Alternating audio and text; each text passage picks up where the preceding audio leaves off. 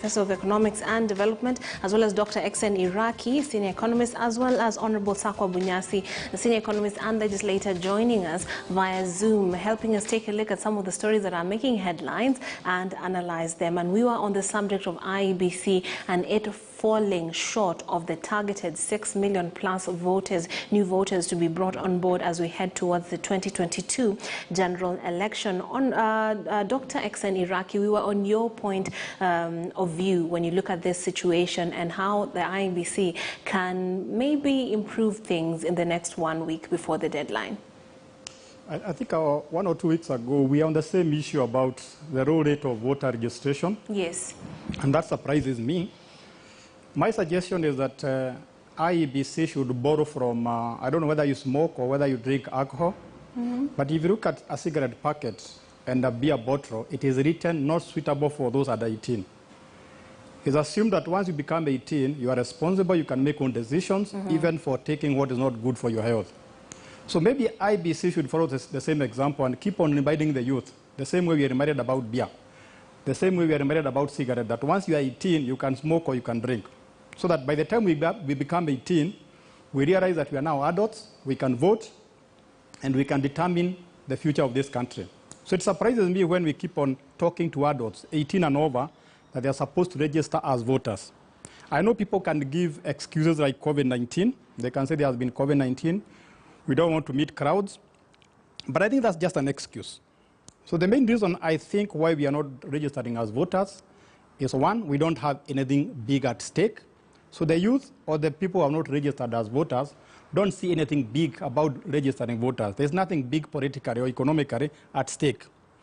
That does not mean that bottom-up economics or Azimio and the rest of the models that are being paraded around are not important, but there's nothing big that is that has been exciting the voters. Now that leaves me a very worried Kenyan, because if very few voters register, then 2022 is going to be very predictable. We have the same people who voted in 2017. And the politicians must be very happy because they know that they can predict exactly who is going to vote and how he or she is going to vote. So we need the new voters to register so that they can change the political equation and they can bring new and exciting ideas. But your question should be, how would we make more people turn out to be registered as voters? In my opinion, it's very simple. If you ask any Kenyan on the streets, what are you voting for? They tell you, I want to vote for a president. I don't care much about the senator, about MC, and so on. So one way to excite the voters and to make them come out in large numbers is to have all the presidential candidates declare themselves and their running mate. You can imagine today, if Honorable Raila came and said, I will run for president, this is my running mate. DP Ruto does the same, Mutui does the same, Mudava does the same. I'm sure that will be very exciting. So one way to make people vote is to make them see what they are voting for. And what a better way than the presidential candidates declaring their candidature and their running mate. Without anything at stake, we can keep on telling youth that they are going to decide their future, but they have other things to think about. How do you tell me this is your future when you don't already know what that future looks like? I think I forgot something else. Yes, go ahead. Tricks. Go ahead. That there is there's a deep feeling among the youth and even among ordinary Kenyans like you and me, that the leadership in this country is not decided on the voting booths. It is decided in the boardrooms. So a lot of young people think, even if I vote, my vote does not matter. Yeah. And we need to make them believe it matters. Make them believe in democracy.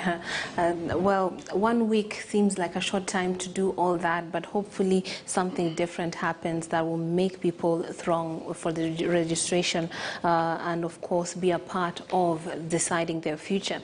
Now, let's move on to the issues surrounding the judiciary. Now, on the front page of the Standard this morning, we are told Raila targets judiciary in major reforms.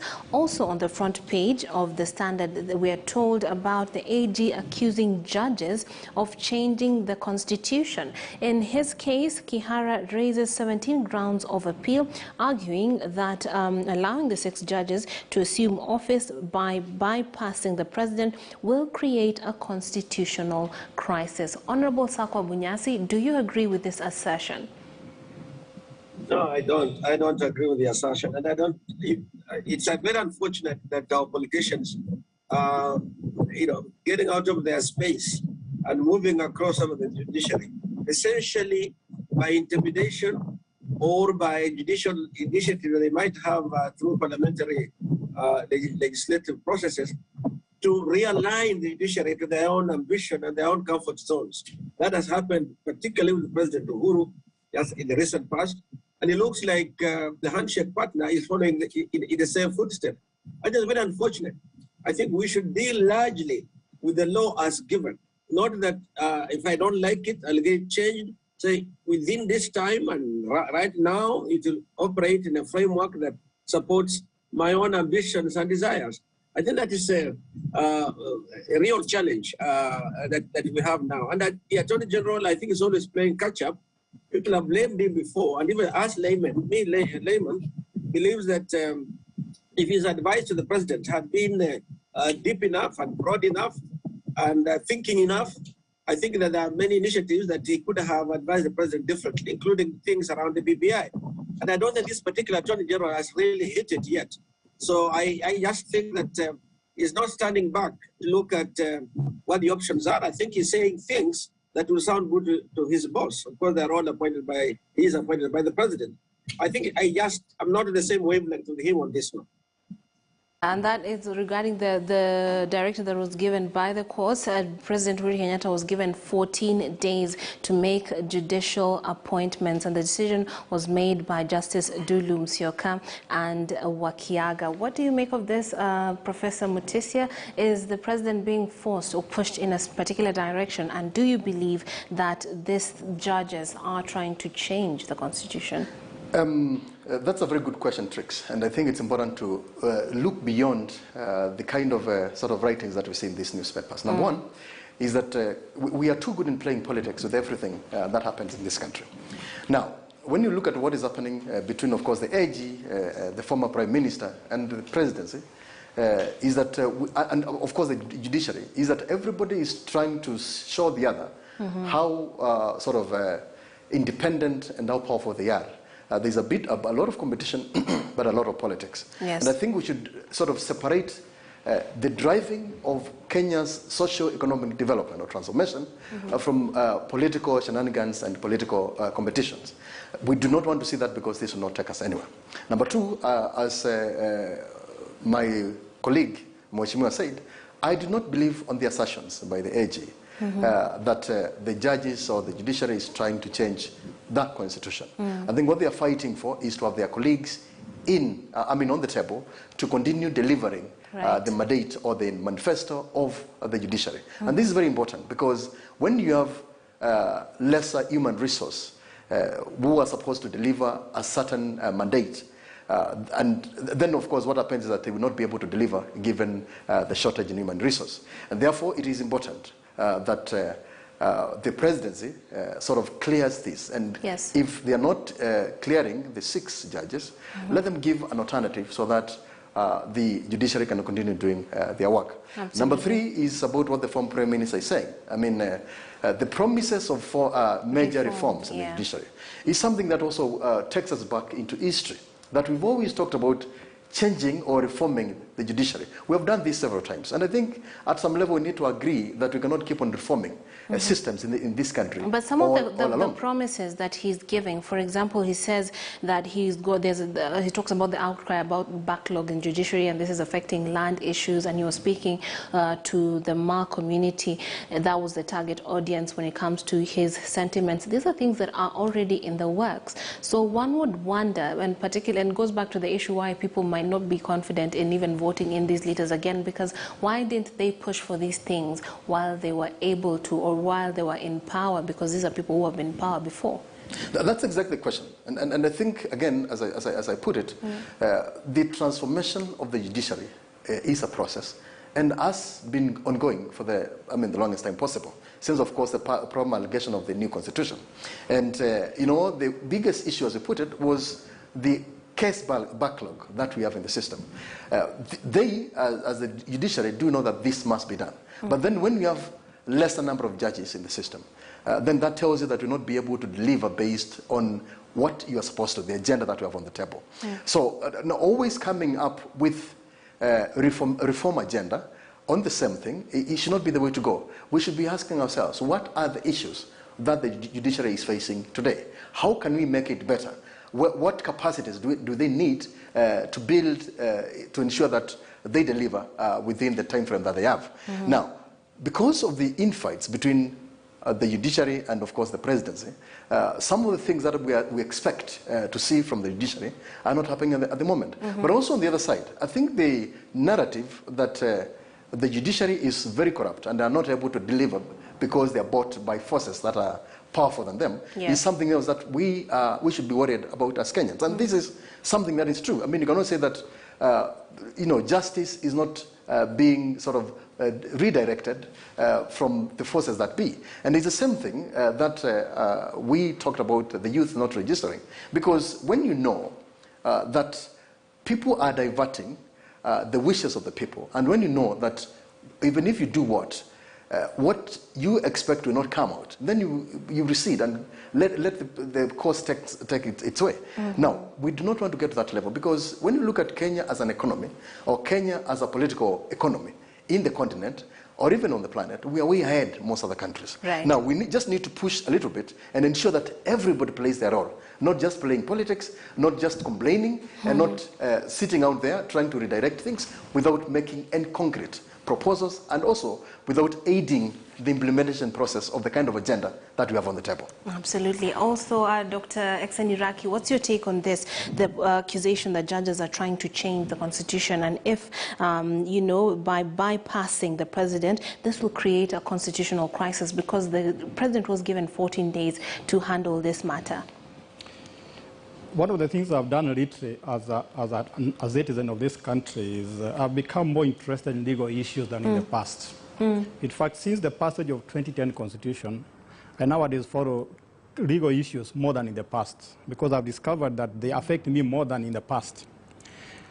Having said that, I want to look at the dispute, the issue that Honorable Braida raised in two perspectives: at the top level or strategic level, and then operational level. So we have this big debate between the executive and the judiciary. They have been having a tug of war since 2010. Because according to the framers of the Constitution, they are supposed to check each other. So the judiciary, the parliament, and the executive are supposed to check each other so that we don't have excesses. But in checking each other, we are not assured of a balance. So maybe one party is feeling that the other one is taking too much power compared to the other one. And that is a contention. And that's why when the judiciary tells the president, we are giving you 14 days. If I were the president, I would feel as if I'm being ordered around. Why 14 days? Why not 13 and so on? So there's that big debate between who should have more power. And it's not going to be the head. Unfortunately, when there's such a dispute, we are supposed to go to the judiciary to give that interpretation. And there's a feeling among the parliamentarians, among the executive, that the judiciary is taking too much power. And maybe that's why we should look at the Constitution not as an aid, but a means. So that if we have such contentious issues, we can see how we can reform the Constitution, we can see which laws we can change, so that we don't have such disputes between the judiciary, the parliament, and the three arms of the government. I remember recently there was something I read in the newspaper that perplexed me, where a certain judge was supposed to be arrested or something. Then I saw a judge issuing an order that the police cannot arrest such a judge. So I was left wondering, if I have an issue against a judicial official, who should I turn to? So I think the issue is not just about reforming the judiciary. It is making sure that justice is our shield and everybody is able to benefit from the judiciary. Number two, Lyra or Honorable Braida looked at the operational level of the judiciary. Why should a case take so long for the people to get a verdict? Because justice delayed is just denied. A lot of cases take so long to be decided. In fact, I know cases of people who took a case to court, and by the time the verdict was given, they had died.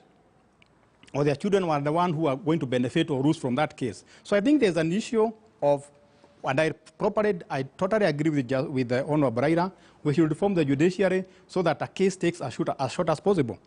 If in 2017, the dispute over the presidential results took about 3 weeks, and we knew that the elections have been nullified, and we can go back to the ballot box, why can't my case take the same? I have as much access to justice. Why should it take 3 weeks? Another case takes 5 years or 10 years. So I think Honor Braille has a case. The judiciary or the judicial system should not favor anybody, whether you are rich or poor. It should be accessible to everybody. Finally, I was very surprised the other day, and I keep on learning about new issues in law, that if I suspect the police are going to arrest me, I can go for an anticipatory board so that I'm not arrested. But how many poor people in this country know such a thing exists? So one way to reform the judiciary beyond taking as short time as possible to decide on the cases is to make sure that people know about their rights, people know about the legal process. And that's why I supported the former Chief Justice that lawyers and judges should stop putting robes and they start using local, normal language, the one I'm using. So that if we don't put lobes, we don't scare anybody. If we use the normal language we are talking now, then everybody has access to judiciary and justice. And finally, there's a feeling in this country that the judiciary was taken over by the civil society. If you look at the former Chief Justice, the current Chief Justice, except Justice Maraga, the other two, since the new constitution, have some connection to the civil society. And in my opinion, that seems to be one of the bone of contention why the judiciary and the executive are in coalition course. I might be wrong, but that's the way I see it. Yeah, there has been talk of judicial activism. Dr. Exeni-Raki, perhaps you could explain, or rather, yes, please explain why this is wrong. Does independence or the structure of the judiciary prevent the judiciary from having, in what I would call an opinion or autonomy in deciding or pushing things in a certain direction? One of the things I've been doing is to befriend a few lawyers. At any time I have a chance, I talk with them a bit. I don't have a lot of access to judges. And one of the things I've found is something they call originalism. Okay. They should interpret the Constitution as it was written. All right. And the problem is judges are for constitutionalism. I want to interpret the law as it was intended. But the politicians don't see things that way. They want the law to be interpreted the way that is going to favor them. Yes. And that will always create conflict. Right. So the question is, should we go for originalism or should we go for politics? Yeah. Because remember, politicians want to control everything. They even want to control your house. So it is not surprising that they want to control the judiciary.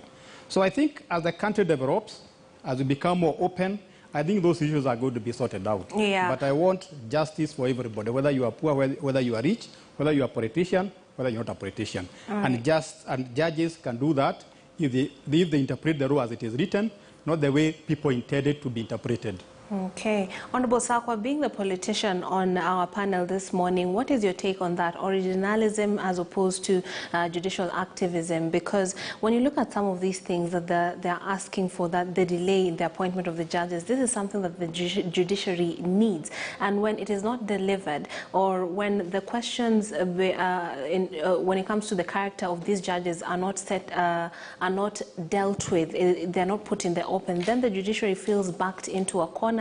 And maybe that's what's leading to some of these decisions. So what should happen in this event? Because when you talk about backlog, you need more judges to expedite some of these cases and handle the situations at the judiciary. So who should win when it comes to this? I think we should get a fair balance in as far as our society would feel that there is fairness all around. There are issues around here, tricks. One, is that 14 days is enough for the president's office to say yes or no to a particular appointment. The state is a huge complex. By the time names go to them, they know about these people. They know a lot about all of us if they so chose to act that way.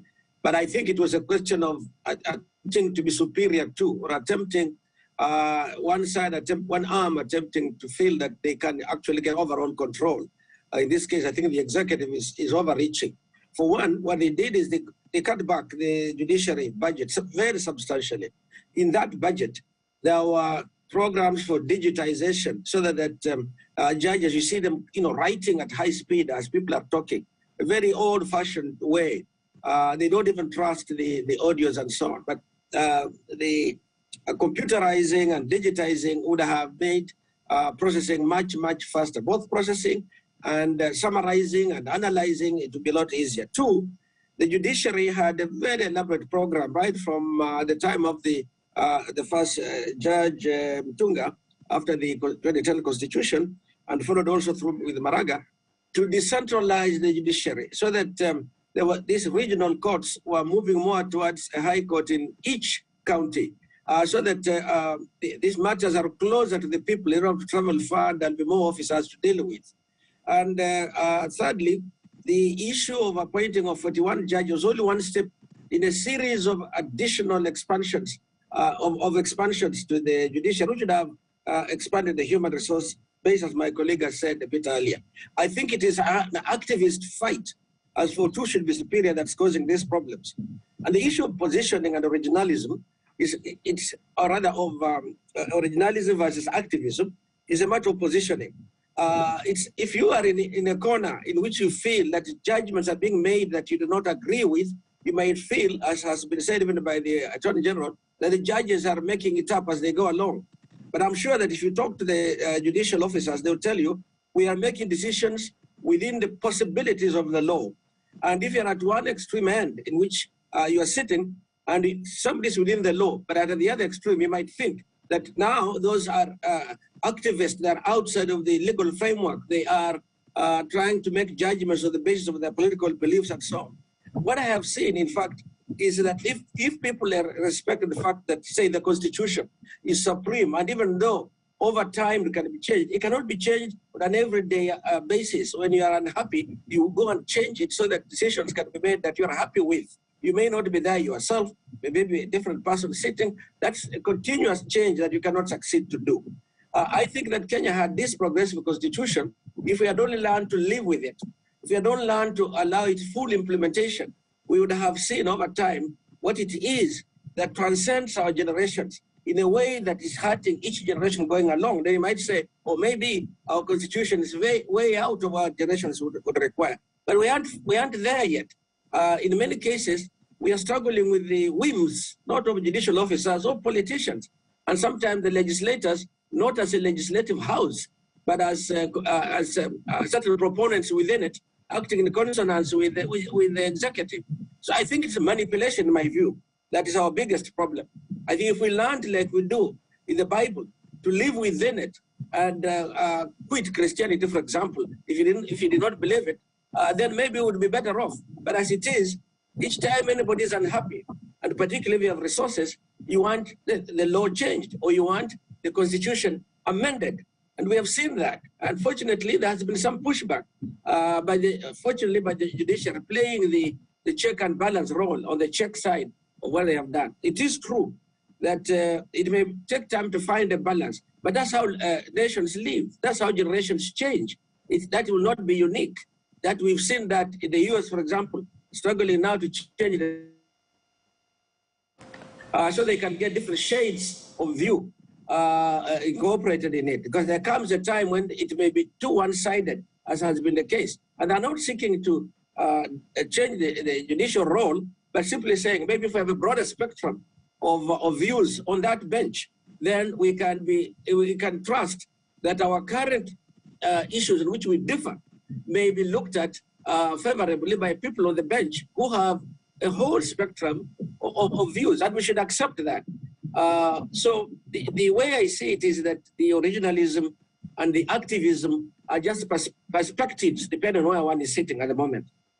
Absolutely. Okay, and that is a story that you can take a look at in the Standard this morning. It's on page 10, as well as those reforms that Honorable Raila Odinga is talking about are on page 7. They have to do with reforms he hopes to see through if he is given the top job in the country. Now, there's another story that has made headlines for a while now. It's just a developing one, but of course one that nobody saw coming, according to the front page of the Daily Nation. Governor Kananu, why nobody saw this coming is what we are being told on the front page of the Daily Nation. On the Standard, we are told on page 9, Sonko Kananu legal fight could deny city a governor until 2022. Now it says the legal battle between the governor and of course his deputy could deny the county a substantive governor until the elections. The fate of the Nairobi Metropolitan Services also hung in the balance because a deed of transfer of function elections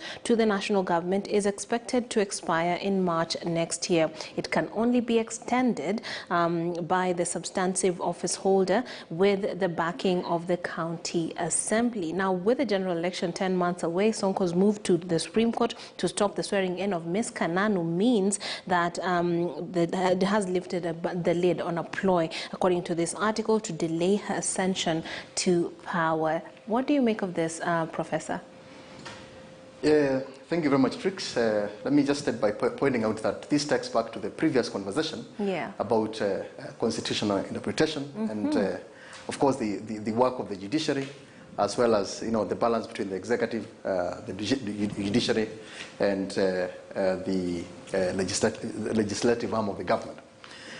I would just want to go again back to the originalism versus activism, and to point out that I think it's important that we start looking at the way we interpret our constitution using all the principles that are required to ensure that we push this to a better level. And as we talk about the original understanding of the constitution, we should also understand that times change, and we should bring about the aspect of modernism and also instrumentalism, where we ensure that this constitution is a living document. But Mheshimiwa didn't say that a constitution is not a document that should be changed on a daily basis, which of course means that within a period of time, just like our Kenyan constitution stipulates, within a period of say 10 years, we should really look at the constitution and see whether there are areas that needs amendment or review to ensure that we conform to the current sort of development needs of the country. Now, coming back to the Sonko versus Kananu legal fight, you realize that the first question that I would ask myself is whether the people of Nairobi are getting the kind of development that they require. Now, here we have a deed of transfer, which brought about the NMS, who apparently are doing a very good job in bringing development to the people, and who have sort of helped transform the city of Nairobi. Now, Kananu, as the deputy governor, is still sort of wearing the shoes of the governor, because, I mean, she's leading the government of the county government of Nairobi, and I assume from where I sit, that the development agenda of the county is moving forward to the next level. So then, in this case, it is just the name that the current DG, as well of course as the government, lacks of a governor that should be sitting on that seat of power in the city. Now, looking at the 10 months that we have before the next elections, I think the key that we need to ask ourselves whether it is relevant to keep on having this legal fight between the two. At some point, if we really have the interests of our people at heart, then it is important to sort of ensure that some of these fights are not that much prolonged, because then what are the benefits? What benefit do you get from this kind of fight? Is it just about you, or is it about fighting for the people of Nairobi? Now, at this moment, I do assume that the Supreme Court, of course, will move this one forward very quickly and ensure that it's cleared. And by March of next year, when the deed of transfer expires, I do expect that we'll have a governor of Nairobi. But the bottom point to me is that we, as a government, should focus on delivering to the people and for the people. And one person or one seat should not sort of take this one away from the people. Because what we need are not these political shenanigans. It is not about these political competitions or these legal fights among leaders, but the delivery of the development agenda of the county of Nairobi to ensure that at least we take the people, our people, to the next level of development. And as we move forward, I think as Kenyans, I have lived in Japan for the longest time possible. And leaders in Japan think about the people. If you are convicted, or if you are accused of taking a bribe of 10 shillings, some of those guys commit suicide, or they resign immediately, or you see them crying in public, because to them, it is about the people. It is not about themselves. Now in Kenya, it is different. It is about us. It is not about the people. Can you imagine that happening in Kenya? That would be the day. Now, that's wonderful. What you're describing is very noble. What happens in Japan? Very noble, integrity issues, and of course, they take it very personal when their image is besmirched, especially when it comes to matters of integrity. Our constitution is very clear on that. But clearly, well, you're talking about the will of the people, the good of the people, development. The paper even tells us when it comes to our society, politicians at some point would look out for themselves. And here we're told Sonko is, however, still hopeful of reclaiming his seat. In a video clip on his Facebook page, he told supporters to be patient and wait for November when the